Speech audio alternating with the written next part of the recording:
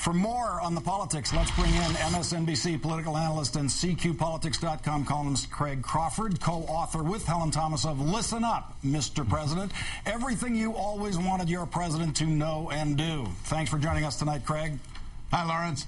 Craig, Senator Reid seemed close, according to some press reports, of finding a way to do this without Republicans, close to that magical 60 votes in the Senate. Talking Points memo then reported that the White House was pushing back against a public option and pushing it toward the direction that Olympia Snowe wants it to go. If indeed this is the case, if the White House is still pushing for that one Republican vote in the Senate, is that something that the House of Representatives can stand by and watch while they're trying to figure out how to get the public option right in the House? I don't think so. I mean, a lot of the anger I hear from the House side is, why are we all boiling this down to one Republican vote in the Senate? How can you really call that bipartisanship? That seems to be the motivation for the White House, to get that Republican vote so that they can call this a bipartisan. But if you only get one Republican, the best you can call that is bipartisan, not bipartisan. And I think the other reason that the White House is pushing for this is they look ahead to the midterm elections, the congressional elections coming up. They really fear passing something that only Democrats voted for. They want to be able to say to the voters that this was a bipartisan. Both Republicans were along. The other thing is, if Snowe comes on board, the hope is she might bring a couple more Republicans, and more importantly, conservative Democrats, Ben Nelson or Bill Nelson of Florida, or Blanche Lincoln or Mary Landrieu, that some of those moderate Democrats would follow her tide and vote for the bill.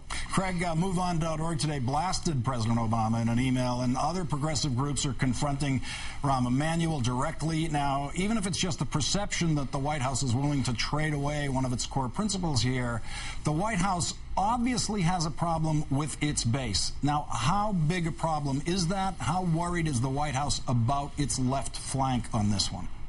It's a cumulative impact, Lawrence. I mean, if you look at the war policy, and a lot of liberals and Democrats, left of center, who thought they had elected a president who was going to change things in Iraq and Afghanistan, aren't seeing that. Now they're seeing that the health care reform isn't going to look anything like they had thought it would when they elected President Obama.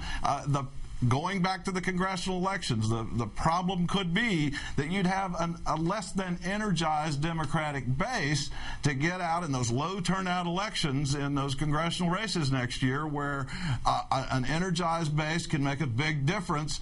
And if it's not energized, if the other side is as fired up as the Republicans and conservatives were last August with those town halls and teabag protests, they could have a disproportionate impact against a very complacent Democratic base. Craig Crawford of MSNBC and CQPolitics.com. Thanks for joining us tonight. You bet.